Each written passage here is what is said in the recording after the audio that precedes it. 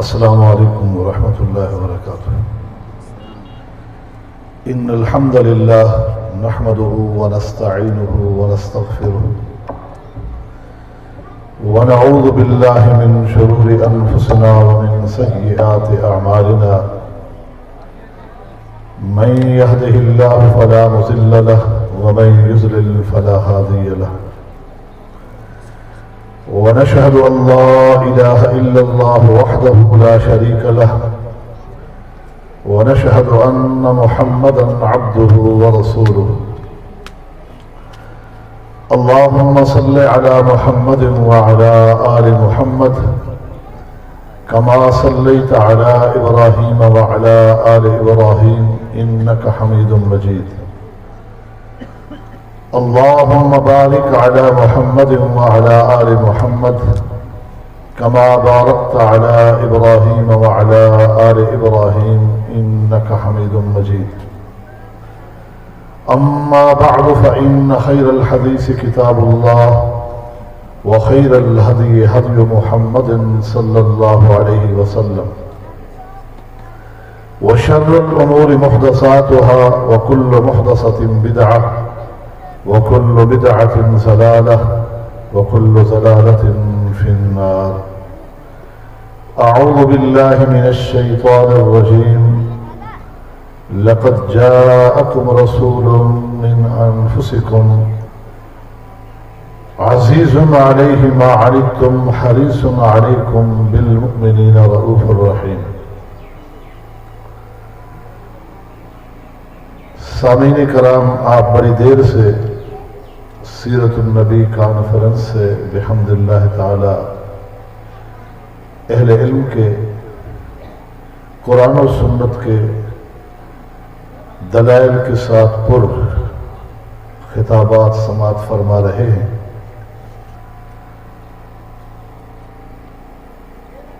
یقیناً یہی وہ نجات کی راہیں ہیں،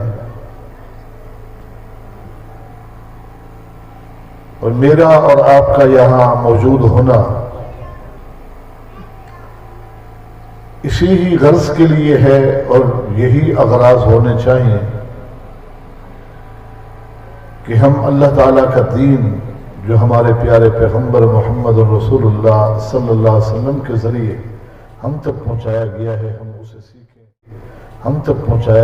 ہم اسے سیکھیں تاکہ اس پر عمل کر سکیں اور اس کے حوالے سے لوگوں کو بھی کھری سچی معلومات پہنچا سکیں۔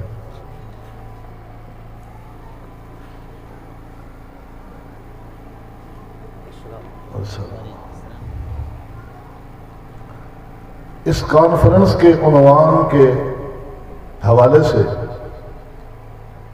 کہ سیرت النبی صلی اللہ علیہ وسلم کانفرنس ہے، اسی مناسبت سے قرآن مجید فرقان حمید سورہ توبہ کی آیت نمبر 128 آپ کے سامنے پڑھی۔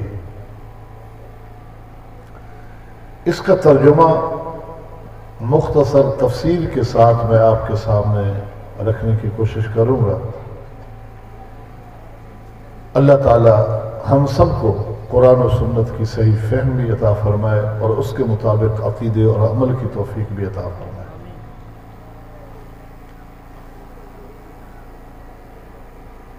اللہ تعالیٰ ارشاد فرما رہے ہیں، لوگو لقد جاءکم رسول من انفسکم،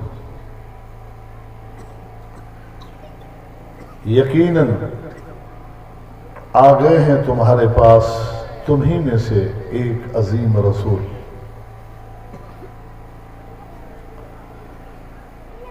لقد جاءکم، آ گئے ہیں تمہارے سامنے، تمہارے پاس۔ مخاطبین اولین جو ہیں وہ عرب ہیں جن کی موجودگی میں رسول اللہ صلی اللہ علیہ وسلم کی بعثت ہوئی، اور پھر لفظ قوم کے عموم میں تمام مسلمان ہیں کہ جن کی طرف اللہ تعالیٰ نے آپ کو رسول بنا کر بھیجا ہے۔ اللہ تعالیٰ اپنے اس عظیم احسان کا ذکر فرما رہے ہیں کہ تمہارے پاس تمہیں میں سے ایک عظیم رسول آ گئے.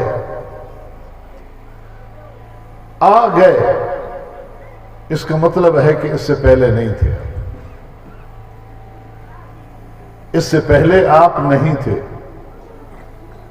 یہ عقیدہ کہ آپ ہمیشہ سے تھے، پہلے سے تھے، آدم علیہ السلام کے دور میں بھی تھے،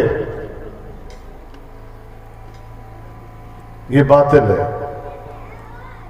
کہ اگر تھے تو پھر آئے تمہیں میں سے.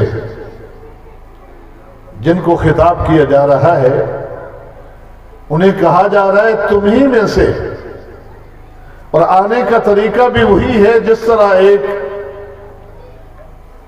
انسان، ایک بشر اس کائنات میں آتا ہے، اسی طریقے سے آئے. جس طرح تمہارے والدین ہیں اس کے بھی والدین ہیں. باپ کا نام عبداللہ ہے، دادے کا نام عبد المطلب ہے، پر دادے کا نام ہاشم ہے، ماں کا نام آمنہ ہے. جس طرح تمہارا خاندان کنبہ قبیلہ ہے، چچا ہے، پھوپھیاں ہیں، خالائیں ہیں، ان کے بھی اسی طرح چچا ہے، پھوپھیاں ہیں. جس طرح تم عقد ازدواج میں جڑتے ہو، منسلک ہوتے ہو، شادیاں کرتے ہو، اس نے بھی شادیاں بھی کی، اولاد بھی ہے. نہ نوری ہے نہ ناری ہے، تمہیں میں سے ایک عظیم رسول آ گیا ہے.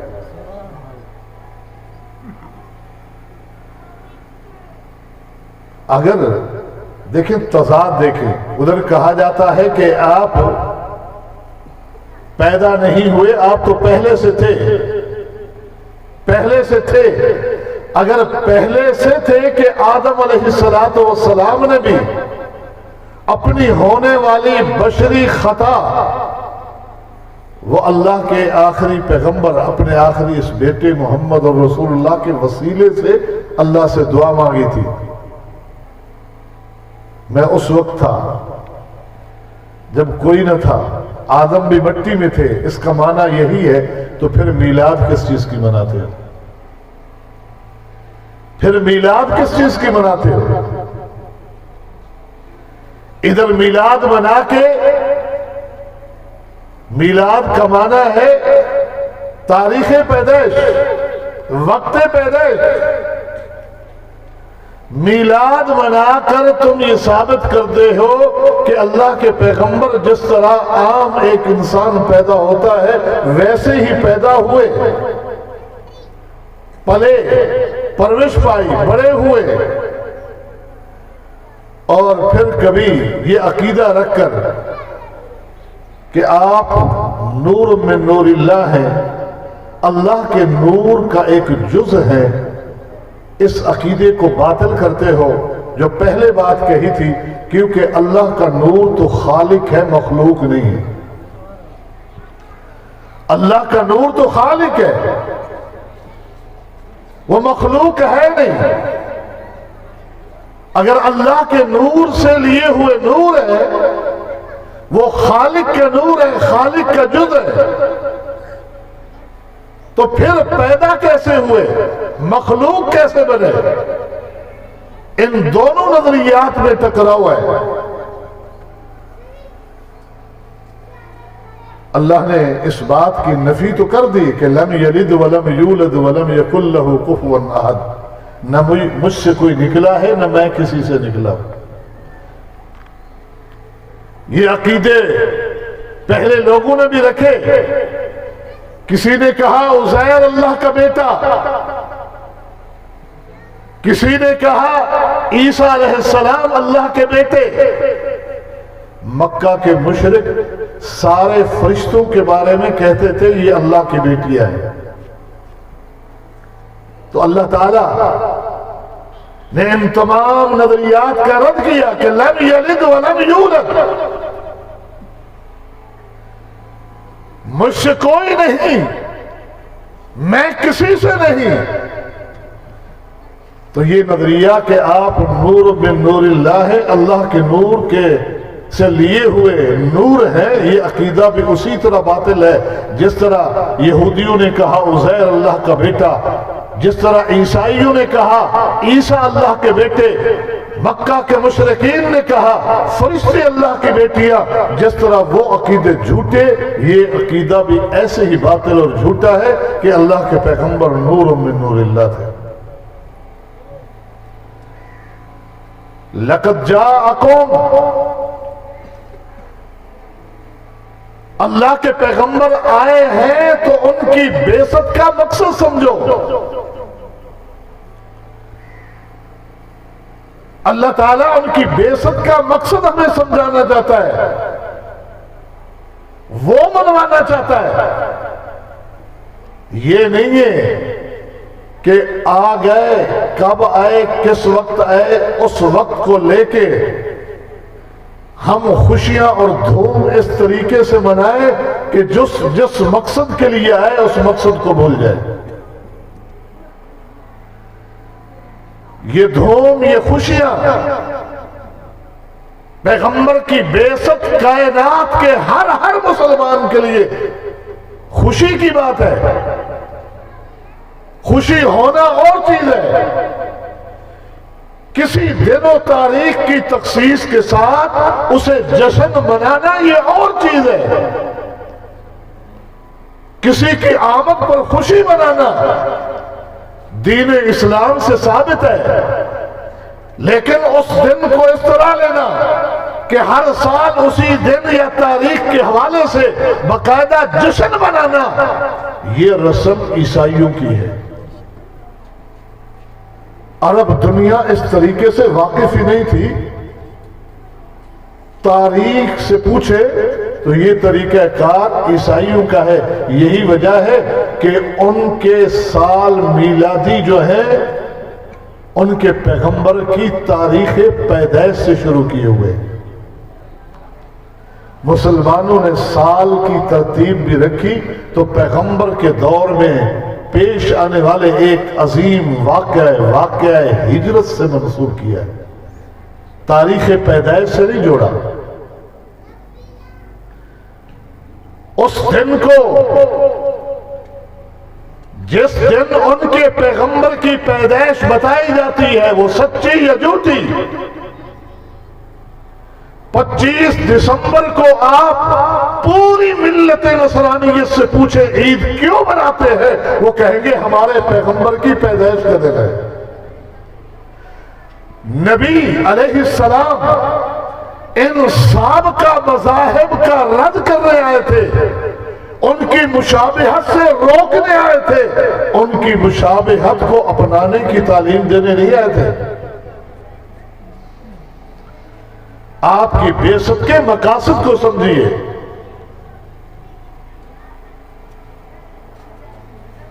تو میں آپ کے سامنے قرآن مجید کی آیت کا ترجمہ کر رہا تھا کہ لَقَدْ جَاءَكُمْ رَسُولٌ مِّنْ أَنفُسِكُمْ، یقیناً آ گئے تمہارے پاس تمہیں میں سے ایک عظیم رسول.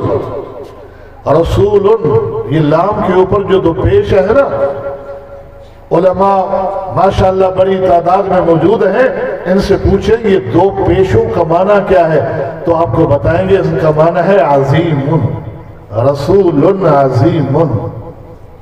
یہ تنوین برائے تعظیم ہے.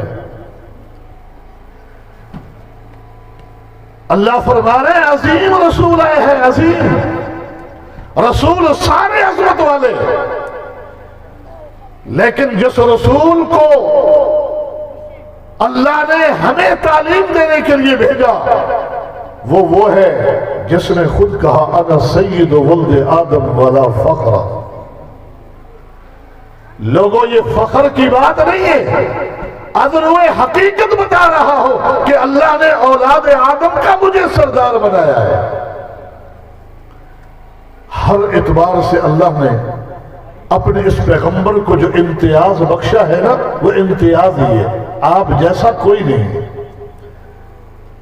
سیرت کے اعتبار سے بھی، صورت کے اعتبار سے بھی. سیدنا جابر رضی اللہ تعالیٰ عنہ فرماتے تھے کہ ایک دن رأیت رسول اللہ صلی اللہ علیہ وسلم فی لیلۃ اضحیان، 14ویں رات کا چاند چمک رہا تھا، روشن تھا۔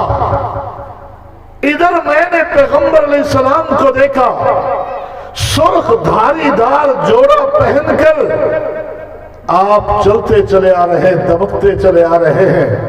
میں نے ادھر چاند کو دیکھا، ادھر اللہ کے پیغمبر کے چہرے کو دیکھا، ادھر 14ویں کے چاند کو دیکھا، ادھر نبی کے چہرے انور کو دیکھا۔ آخر دل ہی نے فیصلہ دیا، جابر تیرے پیغمبر کے حسن کے مقابلے میں 14ویں کا چاند بھی مات پڑ رہا ہے۔ یہ وہ رسول ہے جو اللہ نے بھیجا، جاءکم رسول، عظیم رسول آیا ہے۔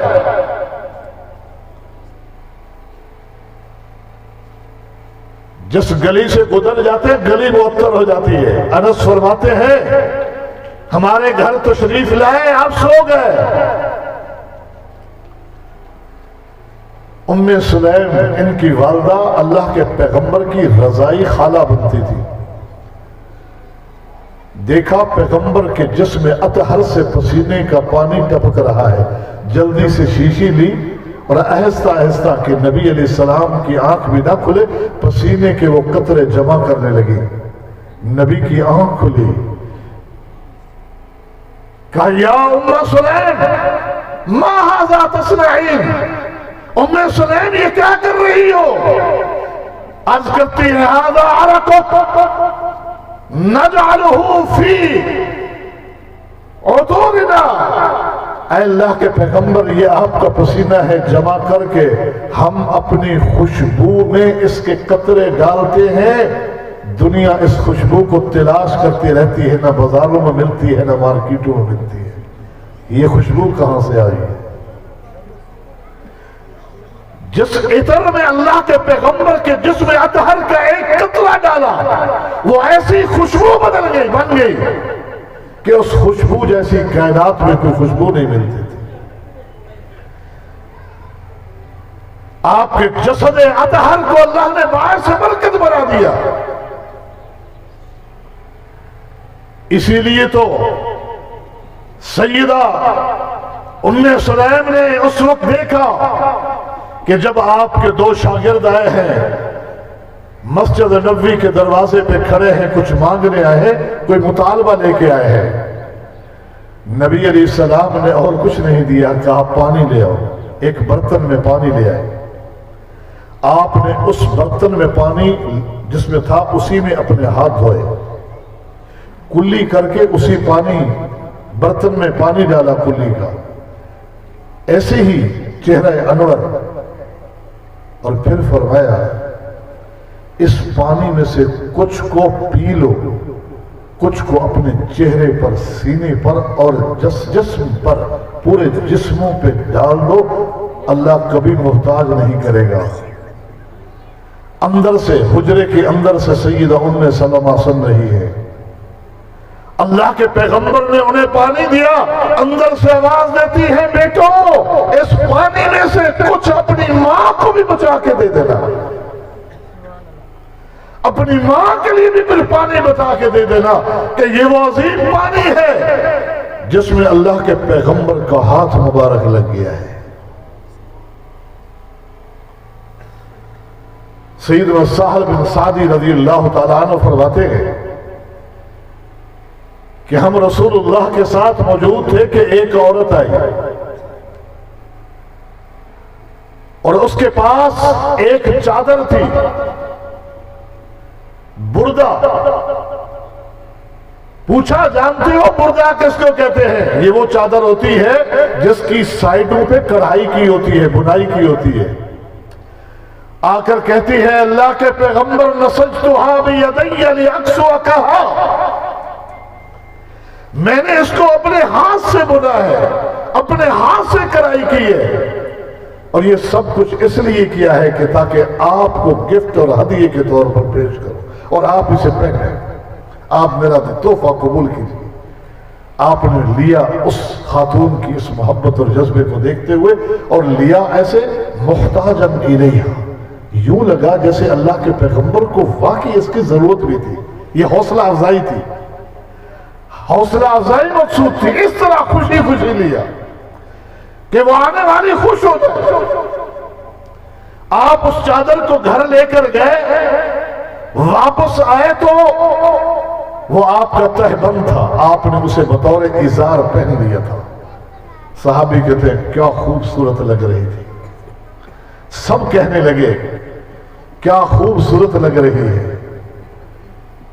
حسنہا رجل منا، ہم میں سے ایک شخص نے تو تعریف کی انتہا کر دی، اے اللہ کے پیغمبر اتنی خوبصورت۔ تعریف کرتے کرتے کہنے لگا اللہ کے پیغمبر یہ تو مجھے دے دے۔ جب یہ کہا یہ تو مجھے دے دے، سارے صحابہ غصے میں آئے کہ اللہ کے پیغمبر کو اتنی اچھی لگ رہی ہے، خود بھی تعریف کر رہے اور کہتے ہیں یہ تو مجھے دے دے۔ خیر چپ رہے، آپ اس مجلس میں بیٹھ گئے، تھوڑی دیر بعد اٹھے، گھر سے واپس آئے تو اس چادر کو آپ نے اتارا تھا، دوسری پہنی، اسے لپیٹا، لپیٹ کر اس مانگنے والے سے کہا یہ لیجئے وہ چادر جو آپ نے مانگی تھی۔ اب صحابہ سے رہا نہ گیا، ٹوٹ پڑے اس پر، تو نے اچھا نہیں کیا، اللہ کے پیغمبر کو کتنی اچھی لگ رہی تھی، کتنی جچ رہی تھی آپ کے جسد اطہر پر، تو نے مانگ لی، جبکہ پتا ہے کہ اللہ کے پیغمبر سے جو چیز مانگی جائے منع نہیں کرتے۔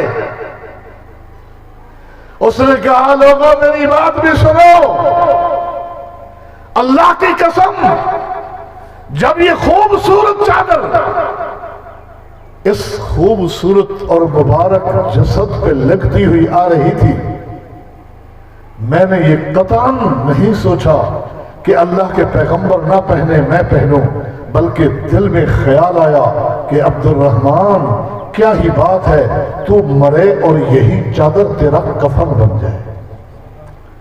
میں نے اس لیے نہیں مانگی کہ میں پہنوں گا، میں نے اس لیے مانگی ہے کہ میں اس کو سنبھال کے رکھوں گا، وصیت کر کے مروں گا کہ مجھے اسی چادر میں کفن دیا جائے جو چادر میرے نبی کے جسد اطہر سے لگ گئی تھی، شاید اللہ اسی برکت سے مجھے معاف کر دے۔ جاءکم رسول، وہ تو عظیم رسول تھے، ان کی عظمت صحابہ کرام بھی جانتے ہیں، مانتے ہیں، امت ساری جانتی اور مانتی ہے کہ کتنے عظیم رسول ہیں۔ مجھے ان کی سیرت بیان کرنی ہے، اس لیے مجھے آگے بڑھنا ہے۔ ہاں البتہ ایک نکتہ یہاں یہ بتاتا جاؤں کہ اللہ نے فرمایا لَقَدْ جَاءَكُمْ رَسُولٌ، رسول کہہ کر یہ بتا دیا کہ آنے والا ہے میرا پیغام لے کر آنے والا۔ رسول کا معنی ہے پیغام لے کے آنے والا۔ یہ معبود نہیں ہے، یہ مشکل کشا نہیں ہے، یہ حاجت روا نہیں ہے، یہ بگڑیاں بنانے والا نہیں ہے، اولادیں اس سے نہیں مانگنی، بلکہ یہ رسول ہے، یہ جو کچھ کہے مان لینا، جو کچھ بتائے لے لینا، جس سے روکے رک جانا، کیونکہ یہ رسول ہے، یہ وہی چیز بتا رہا ہے جو میں نے اس کو بتائی ہے۔ یہ رسول ہے، امین صادق امین جس کو کہا جاتا ہے، تم نے بھی مانا، نبوت سے پہلے بھی مانا۔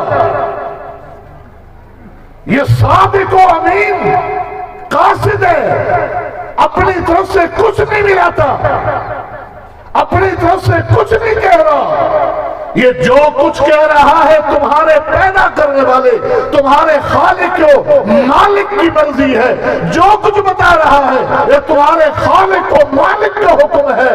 وَمَن يُطِعِ الرَّسُولَ فَقَدْ أَطَاعَ اللَّهَ، اس کی مانو گے تو رب کی مان رہے ہو، کیونکہ یہ اپنی نہیں کہہ رہا، یہ رسول ہے، یہ پیغامات پہنچا رہا ہے۔ جس نے اس کی اطاعت کی اس نے اللہ کی اطاعت کی، جس نے اس کی نافرمانی کی اس نے اللہ کی نافرمانی کی۔ وہ رسول ہے اور رسالت کا مقام کوئی معمولی نہیں ہے۔ نبی علیہ الصلوۃ والسلام کی جتنی بھی صفات ہیں اعلیٰ صفات ہے، بلند و بالا صفات ہے، امتیازی خوبیاں ہیں، لیکن ساری خوبیوں اور صفات میں سب سے بڑی خوبی اور سب سے زیادہ عظمت والی یہی ہے کہ وہ رسول ہے، کہ وہ اللہ کے رسول ہے۔ رسالت و منصب ہے۔ تو یہاں ہمیں سوچ رہے ہیں، میرے مشائخ پہلے بھی اس حوالے سے بہت کچھ بتا گئے، اب اس تفصیل میں جانے کی ضرورت نہیں ہے، لیکن اس بات کو ذہن نشین کر لیں، ہم سب کی جان جس اللہ کے قبضہ، جس اللہ کے ہاتھ میں، جس اللہ تعالیٰ کے اختیار میں ہے، یہ اللہ کے پیغمبر نے جو کچھ فرمایا بتایا یہ اسی کا حکم ہے۔ پیغمبر کی حدیث سے بغاوت اللہ سے بغاوت ہے، اللہ کے پیغمبر کی سنت سے نفرت، اپنے خالق و مالک کے دین اور طریقے بتائے ہوئے سے نفرت ہے، کیونکہ وہاں بھی جبریل فرشتے نے آ کر یہی کہا تھا۔ یہ کون ہے؟ وہ جو فرشتے آئے، کچھ نیچے اترے کچھ اوپر، کہا ہاں ہاں یہی ہے، کہا کہ اس کی ایک مثال ہے نا بتا دو۔ یہ نیچے والا کہتا ہے تو سو رہے ہیں، کہا بتاؤ بتاؤ، اس کا دل جاگتا ہے آنکھیں سوتی ہے، تم بتاؤ کیا مثال ہے؟ کہا اس کی ایک مثال ہے کہ جس طرح کوئی گھر بنائے، کسی نے گھر بنایا اور اس عالی شان گھر کے اندر ایک دسترخوان لگایا، اس دسترخوان پر بے شمار نعمتیں رکھ چھوڑی، پھر ایک شخص سے کہا کہ باہر جاؤ، جو بھی ملے اس کو دعوت دو، اس گھر میں آئے اور دسترخوان کی لگی نعمتوں کو کھائے۔ مثال یہ ہے کہ اب جو شخص اس کی بات کو مانے گا، گھر کا داخلہ اسے ملے گا، دسترخوان کی نعمتیں وہی کھانے گا۔ جو اس کی بات کو نہ مانے گا، نہ اس گھر میں آ سکے گا، نہ اس گھر کی نعمتیں کھا سکے گا۔ تو کہا اس کی ذرا وضاحت بھی تو کرو۔ اس نے کہا ذرا وضاحت بھی تو کرو۔ کہا یہ تو سو رہے ہیں۔ کہا نا کہ دل جاگ رہا ہے، دل جاگ رہا ہے ان کا، کرو وضاحت اس کی۔ فرشتہ اللہ کا بھیجا ہوا وضاحت کرتا ہے، گھر بنانے والا اللہ ہے، گھر بنانے والا اللہ ہے، گھر جنت ہے، دسترخوان جنت کی نعمتیں ہیں۔ اسی اللہ نے محمد کو بھیجا ہے کہ بلاؤ میری طرف، میرے گھر کی طرف، جو اس کی مانے گا وہی جنت میں جا کے جنت کی نعمتیں کھا سکتا ہے، جو اس کی نہیں مانے گا نہ اسے جنت ملے گی نہ جنت کی نعمتیں ملے گی۔ وَمُحَمَّدٌ فَرْقٌ بَيْنَ النَّاسِ۔ معاملہ تو تمام ہو گیا، پھر یہ جملہ کہہ کر مہر لگا دی کہ محمد فرق بین الناس۔ دنیا میں قیامت تک اختلاف اٹھیں گے، حق و باطل کا فرق محمد ہے صلی اللہ علیہ وسلم۔ اختلاف اٹھے عبادات کے حوالے سے، معاملات کے حوالے سے، سیاسیات کے حوالے سے، کسی طرح کے بھی اختلاف اٹھتا ہے، محمد فرق بین الناس۔ حق تلاش کرنا ہے تو یہ دیکھنا کہ محمد کی تصدیق کس فعل کی ہے، کس قول کی ہے۔ آپ کو اللہ نے فرق بین الناس رکھا ہے، حق و باطل کے درمیان فرق کرنے والا، جس فعل جس قول پر سند اور مہر محمد الرسول اللہ کی ہوگی وہی سچا، جس پہ آپ کی مہر نہیں ہوگی، تصدیق نہیں ہوگی، وہ باطل ہوگا۔ محمد فرق بین الناس، یہ ترہ امتیاز کسی کو ملا کہ فرق بین الناس، کہ جب بھی اختلاف ہو تو اس کو دیکھ لو، بس جو یہ کہے، جو یہ بتائے، جو یہ کہہ گئے، جو یہ کر گئے، وہی حق ہے۔ تو لَقَدْ جَاءَكُمْ رَسُولٌ مِّنْ أَنفُسِكُمْ، آ گئے ہیں تمہارے پاس ایک عظیم رسول جو تمہیں میں سے ہے، نہ نوری ہے نہ ناری ہے، تمہیں میں سے ہے۔ اصل میں لوگ اللہ کے پیغمبر کے بشر ہونے کا انکار پتہ ہے کیوں کرتے ہیں؟ اس لیے کہ غلطی یہ لگی ہے کہ اپنے کردار کے آئینے میں بشر کا معنی ڈھونڈتے ہیں، کہ بشر کس کو کہتے ہیں؟ اپنے آپ کو دیکھتے ہیں کہ چوریاں ہم کرتے ہیں، جھوٹ ہم لوگ بولتے ہیں، آج فراڈ، دھوکہ دہی، فریب، دنیا جہاں کے دھندے کالے پیلے کام کرتے ہیں، تو یہ سمجھتے ہیں لوگ کہ شاید بشر کا معنی یہی ہے، تو پھر نبی تو نہیں ہو سکتے، نبی تو بشر نہیں ہو سکتے۔ نہیں، بشر کا معنی وہ نہیں ہے چوریاں کرنے والا، یہ کالے پیلے دھندے کرنے والا، یہ دھوکے فراڈ دینے والا۔ بشر وہ مخلوق ہے اللہ کی کہ اللہ نے فرمایا وَلَقَدْ كَرَّمْنَا بَنِي آدم، قرآن میں کہا ہے میں نے سب سے زیادہ صاحب عزت جس مخلوق کو بنایا ہے وہ بشر ہے۔ تو آپ فیصلہ کر لیں، اگر بشر کا انکار کرنا ہے پھر خالق ماننا ہے یا مخلوق؟ اگر خالق ماننا ہے تو دنیا کے بدترین مذاہب سے بھی بدتر ہو جائیں گے، کہ انہوں نے بھی اپنے انبیاء کو خالق نہیں کہا، اللہ کے مقابلے میں آپ نے خالق کہا۔ اگر مخلوق کہنا ہے تو اللہ کے پیغمبر کی شان آپ نے گھٹا دی، اس لیے کہ اللہ نے اشرف مخلوق تو بشر کو بنایا ہے، جتنی مخلوقات ہیں ان کا درجہ کم بنایا ہے، آپ پھر کس مخلوق میں شامل کرنا چاہتے ہیں؟ نبی کی شان کی گستاخی کرتا ہے وہ شخص جو نبی کو بشر نہیں مانتا، کیونکہ بشر اللہ کی ساری مخلوقات میں اعلیٰ و اشرف ہے، مکرم و معزز ہے، جس کی عظمت کی قسمیں کھائی ہے اللہ نے۔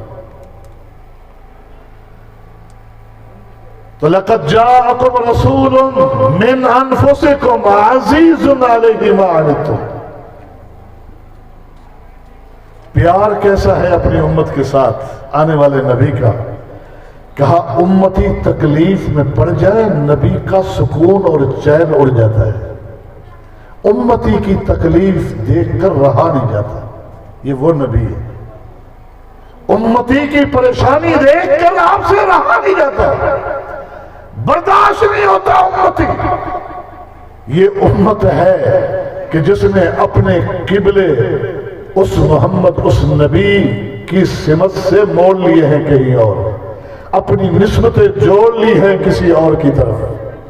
تانا اہل حدیث کو ملتا ہے، لوگوں ذرا غور تو کرو کہ اہل حدیث نے کہا اگر اپنی نسبت کسی ذات سے جوڑنی ہے تو ہم محمدی ہیں، کسی فقہ، کسی رائے، کسی کی بات سے جوڑنی ہے تو ہم اہل الحدیث ہیں، اگر کسی شہر سے جوڑنی ہے تو ہم مدنی ہیں، مکی ہیں۔ تمہیں پھر بھی خیال نہ آیا کہ تم نے نسبتیں جوڑی، شافی، مالکی، حنبلی، جعفری کہلائے، چشتی، سہروردی، نقش بندی کہلائے، تم نے شہر کی نسبتیں پسند کی جو انڈیا کے کسی شہر کو دیوبند، کسی بریلی، دیوبندی بریلی کی نسبتیں جوڑی، کوفی بصری کی طرف نسبتیں جوڑی تم نے، اور کسی کی بات کی طرف نسبت کرنے کا موقع آیا تو تب بھی تم نے اپنے آپ کو اہل الرائے میں شمار کیا کہ فقہا کی بات کی طرف ہم اپنے آپ کو منسوب کرنے والے، پھر بھی تانا اہل حدیث کو دیتے کہ جس نے ہر حال میں کہ اگر یہ پوچھتے ہو کہ ہم کسی امام کو ماننے والے ہیں، امام کی طرف نسبت کر کے بتاؤ تو ہم محمدی ہیں، کسی منہج اور فکر کی بات کرتے ہو ہم اہل الحدیث ہیں، کسی شہر کی طرف نسبت مانگتے ہو تو ہم مدنی مکی ہیں، ہر حال میں ہماری نسبت جڑتی ہے تو محمد رسول اللہ سے جڑتی ہے۔ اور ہمارا ہر خطیب اسٹیج پہ جو بات کہتا ہے، جو آپ کو حدیث سناتا ہے، اس کی سند کے اندر سارے منہجی سلفی قرآن و سنت کو ہی اپنا دین ماننے والے اس کی سند میں علماء ہے، چلتے چلتے تابعین آتے ہیں، صحابہ آتے ہیں، آخر ہر حدیث اور بات کی، ہر منہج اور فکر کی بات کی نسبت جو جڑتی ہے وہ محمد رسول اللہ سے جڑتی ہے۔ تو میں عرض کر رہا تھا کہ تم ذرا اپنے آپ کو دیکھو، ہم اپنے آپ کو دیکھیں، ہمارا نبی وہ ہے کہ امتی کی تکلیف برداشت نہیں ہے، اور امتی ہے کہ اس نبی کو بھول چکے ہیں، راستے دوسرے اختیار کر چکے ہیں۔ کعبۃ اللہ، اللہ ہم سب کو بار بار اس کی زیارت نصیب کرے۔ ایک خالی باہر سے زیارت کر کے آتا ہے کتنا سعید و خوشبخت کہلاتا ہے، اور اگر کسی خوش نصیب کے لیے بیت اللہ کا دروازہ کھولے اور اسے کہا جائے اندر جا، اور اندر جا کے 2 رکعت نماز پڑھ کے باہر آئے تو مارے خوشی کے ہارٹ اٹیک تو ہو سکتا ہے، خوشی کے مارے کہ آج میرے لیے بیت اللہ کا دروازہ کھل گیا، بیت اللہ کے اندر جانے کا موقع ملا۔ یہ خوشی کی بات ہے یا نہیں ہے؟ لیکن سنو، میری اور آپ کے نبی محمد صلی اللہ علیہ وسلم کے لیے جب دروازہ کھلا، آپ اندر گئے، 2 رکعت نماز پڑھ کے جب باہر نکلے، آپ کا چہرہ مرجھایا ہوا تھا، پریشان تھے۔ صحابہ نے پوچھا اللہ کے پیغمبر یہ کیا ہوا؟ بیت اللہ کا دروازہ کھلا، آپ اندر گئے، پریشان نظر آتے ہیں۔ کہا اس لیے کہ میری امت آتی رہے گی اور یہ بات ان تک پہنچائی جائے گی کہ ہمارے نبی بیت اللہ کے اندر گئے تھے، 2 رکعت پڑھ کے آئے تھے، میرا ہر امتی یہاں آئے گا اور یہ چاہت رکھے گا کہ کاش کہ میں بھی اس سنت پہ عمل کروں۔ دروازہ کھلے گا نہیں، عمل کر نہیں سکے گا، پریشان ہو جائے گا۔ ان کی پریشانیوں کو سوچ کے میں پریشان ہو گیا اور کہہ رہا ہوں کاش کہ میں نہ جاتا، کاش کہ میں نہ جاتا، میری امت بعد والی پریشان تو نہ۔ آگے بڑھے، زمزم کا کنواں ہے، جن کی ڈیوٹی ہے وہ پانی ڈول بھر بھر کے ہاتھیوں کو پلا رہے ہیں، آپ وہاں جا کے رکے، سواری پہ بیٹھے ہوئے، فرماتے ہیں ساتھیوں میرا جی چاہتا ہے کہ میں سواری سے اتروں، یہ ڈول اپنے ہاتھ میں پکڑ کر میں زمزم کے کنویں میں اتر جاؤں۔ میرا جی چاہتا ہے کہ زمزم کے کنویں میں اتروں، میں اپنے ہاتھ سے پانی بھر کے پیوں، اپنے ہاتھ سے زمزم بھر بھر کے لوگوں کو پلاؤں، میرا جی یہ چاہتا ہے۔ لیکن میں نے ایسا کر لیا، میری امت کے لوگ سنیں گے جہاں جہاں تک، وہ بھی کہیں گے ہمارے نبی نے ایسا کیا تھا، لوگوں ہمیں بھی ایسا کرنے دو، لیکن انہیں کرنے نہیں دیا جائے گا، میری امت پریشان ہو جائے گی، مجھے ان کی پریشانی برداشت نہیں ہے، لہذا تم ہی بھر کے دے دو، میں بھی پی لیتا ہوں تاکہ میری امت بعد میں پریشان نہ ہو۔ عزیز علیہ ما عنتم، کہ یہ وہ نبی ہے، اس کی سیرت کے چرچے، اہل حدیثوں سے پیغمبر کی سیرت سنو، اللہ کے پیغمبر کی صورت کا بیان سنو، اس کی عظمت کا بیان سنو، تمہاری سوچیں بدل جائیں گی۔ تمہیں روکا اس لیے جاتا ہے کہ ان کو نہ سننا، یہ تو گستاخ ہے نبی کے، اس لیے کہ انہوں نے سن لیا تو یہ ان کے ہو جائیں گے۔ کیونکہ قرآن و سنت کے دلائل سے زیادہ کشش تو کسی دلیل میں ہو ہی نہیں سکتی۔ سچ میں جو کشش، سچ سے بڑھ کر تو کسی چیز میں کشش ہو ہی نہیں سکتی۔ جھوٹی کہانیوں سے اللہ کے پیغمبر کی عظمت نہیں بیان کی جا سکتی۔ قرآن کہہ رہا ہے عزیز علیہ ما عنتم، یہ میرا وہ نبی ہے۔ سید عائشہ سے کسی نے پوچھا ام المومنین سے، اللہ کے پیغمبر چاشت کی نماز پڑھتے تھے؟ عرض کرتی ہے نہیں، اللہ کے نبی نہیں پڑھتے تھے، لیکن میں پڑھتی ہوں۔ یہ کیا؟ آپ نے بھی پڑھی ہے لیکن ہمیشگی کے ساتھ نہیں پڑھی۔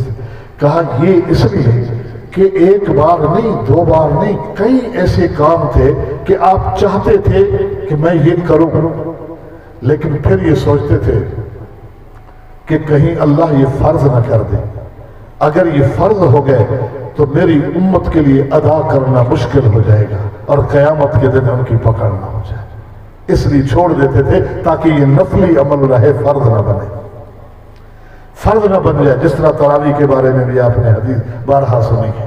امت کی فکر ہے، امت کی فکر ہے، امت کی کہ میری امت جو ہے وہ پریشانی میں مبتلا نہ ہو جائے۔ معاذ اور ابو موسیٰ کو بھیجا یمن کی طرف تو کہا یسرا ولا تعسرا بشرا ولا تنفرا فتتابا ولا تختلفا، لوگوں کے لیے آسانیاں بانٹنے والے بن کے رہنا، لوگوں کے لیے مشکلات نہ کھڑی کرنا، لوگوں کو اچھی اچھی باتیں بتا کے راغب کرنا، متنفر نہ کرنا۔ دو علماء ہیں ابو موسیٰ اشعری اور معاذ، یمن کے کچھ علاقے بانٹ کے دیے، آگے کیا کہا؟ فَتَتَابَعَا وَلَا تَخْتَلِفَا، معاذ تم وہی بات کہنا جو ابو موسیٰ کہتے ہیں، ابو موسیٰ وہی کہنا جو معاذ کہتے ہیں، آپس میں اختلاف میں نہ پڑ جانا۔ جب تم یہاں سے جانے والے دو علماء آپس میں جھگڑوں میں پڑ جاؤ گے، میری امت کا کیا ہوگا؟ آج یہی علماء، یہی مولویوں کے جھگڑے سے آج امت کا کیا حال ہو رہا ہے؟ امت بیچاری کدھر جائے؟ ادھر بھی لمبے جبے کبے پگڑیاں، ادھر بھی ہاتھ میں قرآن ہے، ادھر بھی ہاتھ میں قرآن ہے، عوام کہاں جائے؟ اللہ کے بندو تم تلاش کرو، وہاں بھی جاؤ یہاں بھی آؤ، اور راتوں کو اٹھ کر اللہ سے جو حق ہے اس کا سوال بھی کرو کہ اللہ جو حق ہے، بس اس تلاش میں اگر فوت بھی ہو گئے تو انشاءاللہ جنت ملے گی۔ یہ امت کے لیے تحصیل اور آسانی کے لیے آپ کے دروس دیکھیں، سبق دیکھیں کہ میری امت پریشانی میں نہ پڑ جائے۔ عزیز علیہ ما عنتم حریص علیکم بالمؤمنین رؤوف الرحیم، ایمان والوں سے کیسی محبت ہے؟ باپ سے بڑھ کر محبت۔ سیدنا عبداللہ بن عمر کہتے ہیں کہ عبداللہ اونٹ کو مار نہیں، اونٹ عمر کا تھا نا، بیٹا سوار ہے، ایک بار دو بار، جب بار بار ڈانٹ پڑی عبداللہ کا چہرہ مرجھا گیا۔ عمر کون ہے؟ عبداللہ کا باپ ہے، یہ باپ بیٹا ہے، عبداللہ کا چہرہ مرجھا گیا۔ اس مرجھائے ہوئے چہرے کو دیکھ کر باپ برداشت کر گئے، میرے اور آپ کے نبی سے رہا نہیں گیا، آگے بڑھے، تھوڑا آگے چل کر عمر سے کہا عمر یہ جس تیرے اونٹ پر عبداللہ سوار ہے مجھے یہ خریدنا ہے۔ کہا اللہ کے پیغمبر آپ ویسے لے لیں، کہا ویسے نہیں، قیمت لوں گا، قیمت طے ہو گئی۔ کہا عمر یہ پیسے تیرے، اونٹ میرا؟ جی ہاں اونٹ آپ کا۔ جب اللہ کے پیغمبر نے خرید لیا، آپ نے فرمایا عبداللہ یہ اونٹ میں نے تجھے گفٹ کر دیا ہے، ہدیہ کر دیا ہے، اب تیری مرضی، تو اس پہ جیسے سواری کرے، یہ تیرا ہے، یہ تیرا ہے۔ باپ سے خرید کر کے بیٹے کو دے دیا کہ باپ اپنے بیٹے کو اس لیے ڈانٹ رہا ہے کہ مالک وہ ہے، نبی سے رہا نہیں گیا۔ حریص علیکم بالمؤمنین رؤوف الرحیم، ہمارے وہ نبی تھے، اس کے بارے میں رب فرما رہے ہیں کہ وہ آئے ہیں تمہارے پاس اللہ کا حکم لے کر۔ مجھے آپ کو یہ پابند کیا ہے اللہ تعالیٰ نے کہ ہم اپنے پیغمبر کی خوشی کو خوشی سمجھیں۔ آپ نے جس چیز کو غمی کہا اسی کو غمی سمجھیں، جس چیز کو دین کہا اسی کو دین سمجھیں، جسے دین نہیں کہا اسے دین نہ سمجھیں۔ اللہ مجھے آپ کو قرآن و سنت کی صحیح فکر نصیب فرمائے، عقیدہ اور عمل کے اعتبار سے بھی اللہ قرآن و سنت کا پابند بنائے۔ وآخر دعوانا ان الحمدللہ رب العالمین۔